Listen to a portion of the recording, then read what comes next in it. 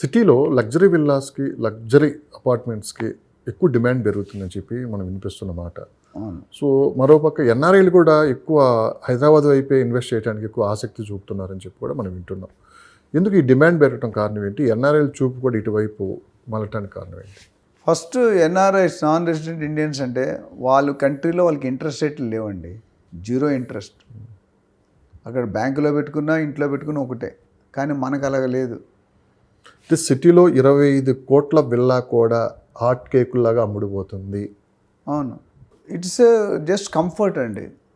25 కోట్లు per villa 1 acre Srisailam రోడ్లో అమ్ముతున్నారు. But that is not a real market. ఎన్ని 100 విల్లాలు ఉన్నాయండి. మన తెలంగాణ పాపులేషన్ ఎంత అండి? కోటి.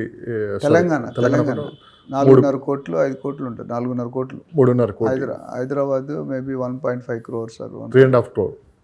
సో 3.5 కోట్లు 4 కోట్లలో ఎంతమంది కొంటున్నారు? 100 మంది. ఎంత పర్సంటేజ్ అండి? అయితే 25 కోట్లు కాబట్టి 2.5 కోట్లు 3 కోట్ల విల్లాలు చాలామంది కొంటున్నారు. దూరంగా వెళ్ళిపోతే విల్లా కావాలంటే 4 విల్లా కొనుక్కునే వాళ్ళ కాన్సెప్ట్ వేరండి. ఏంటంటే పిల్లలు అమెరికాలో సెటిల్ అయిపోయారు, ఇంకా దూర దేశాల్లో సెటిల్ అయిపోయారు, తల్లిదండ్రి ఒంటరిగా ఉంటారు. ఈ మధ్యలో మనం చూస్తున్నాం టీవీలో, ఒంటరిగా ముసలాడు కానీ ముసలాయన ఉంటే వెళ్ళి కత్తి పెట్టి పేకొని ఇంట్లో గోల్డ్, బంగారం, డబ్బులు అని తీసుకెళ్తారు. సేఫ్టీ అనేది కొద్దిగా, ఎందుకంటే లిటరసీ లేనప్పుడు, ఇల్లిటరసీ పెరిగిపోయినప్పుడు, అన్ఎంప్లాయ్మెంట్ పెరిగినప్పుడు పెద్ద పెద్ద ఇంజనీర్లు కూడా ఈ పనులు చేస్తున్నారు. లగ్జరీ కోసమే కాదు, సేఫ్ సైడ్ కూడా వాళ్ళకి safe more than luxury. Luxury is one aspect of the profit. Second safety. మూడోది neighbouring.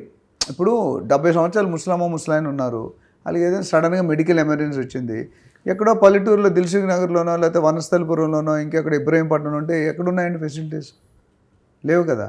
It is a multi faceted, అంటే ఒక పర్పస్ కాదండి, 5-6 పర్పస్లు డిస్కస్ చేయాలి.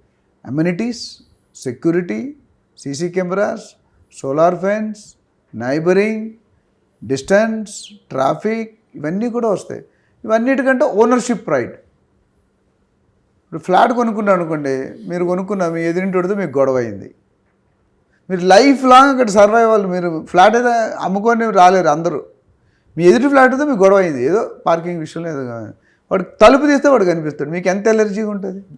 ఇండిపెండెంట్ హౌస్లో ఆ ప్రాబ్లం ఉంటుంది. అట్లనే వాల్యూ వైజ్ చూసుకుంటే ఫ్లాట్ వాల్యూ తగ్గుతూ వస్తుంటుంది, ఇండిపెండెంట్ హౌస్ కూడా తగ్గుతుంది, కొద్దిగా బెటర్. ప్లాట్ అనేది అసలు తగ్గదు. ప్లాట్ అనేది పాతది, సెకండ్ హ్యాండ్ అనే ప్లాట్ ఎక్కడైనా విన్నారా మీరు? ఇల్లులో వింటారు, ఫ్లాట్లో వింటారు, ప్లాట్లో వినరు మీరు.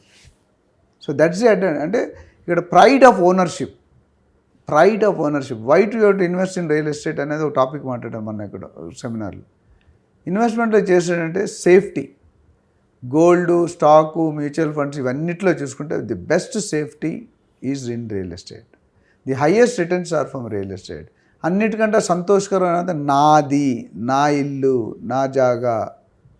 రియల్ ఎస్టేట్ అంటే ఒక ప్రాపర్టీకి 4 బార్డర్లు ఉంటాయి ఎర్త్ మీద, అది real estate. Buying, selling, trading అంటారు. రియల్ ఎస్టేట్ అంటే నా ప్రాపర్టీ అనగానే 4 హద్దులు, ఇది నా ప్లాటు, నార్త్ ఇది ఉంది. మీరు సేల్ డీడ్ చూస్తే నార్త్ వైపు ఇటు ఉంది, సౌత్ వైపు రోడ్డు ఉంది, అదే రాస్తాడు షెడ్యూల్ ఆఫ్ ప్రాపర్టీలు. సో విల్లాస్ తీసుకునే పర్పస్ ఏంటంటే it depends upon the stage of the person, అంటే ఏజ్ ఆఫ్ ది పర్సన్. రిటైర్డా, వర్కింగా, లైక్లీ టు రిటైర్డా, యంగ్ ఎంటర్ప్రెనరా, దాని మీద ఒక ఫ్యాక్టర్. రెండోది facilities and amenities. Third security. Fourth neighbouring. ఇవన్నీ చూసుకొని, అండ్ లాస్ట్ ఇంపార్టెంట్ ఎఫోర్డబిలిటీ. అందరూ ఇల్లులు కొనుక్కోలేరు. ఇప్పుడు మీరు బంజారా, నేను ఇండిపెండెంట్ హౌస్ కొనలేక ఫ్లాట్ కొనుక్కున్నాను. ఇండిపెండెంట్ హౌస్ కొనాలంటే నా దగ్గర 7-8 కోట్లు ఉండాలి. నా దగ్గర ఏడోనో లైఫ్ టైం కూడా మనం సంపాదిస్తామని తెలియదు. సో మీకు నాకు సాధ్యం కాదు. బట్ ఎంతమంది ఉన్నారు? ఇప్పుడు 25 కోట్లు పెట్టి ఎకరం ఇల్లు కొన్న వాళ్ళు 100 మంది ఉన్నారు, 200 మంది ఉంటారు.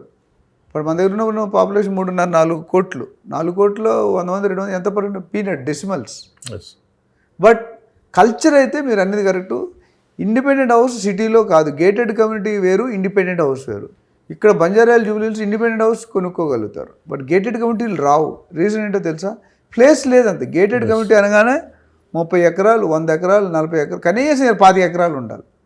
మీరు బంజారాహిల్స్ 25 ఎకరాలు జాగా ఎక్కడ చూపిస్తారా? నాకు జూబ్లీహిల్స్ 25 ఎకరాలు చూపిస్తారా? హైటెక్ సిటీలో చూపిస్తారు. కాబట్టి సిటీ దూరానికి వెళ్ళాలి.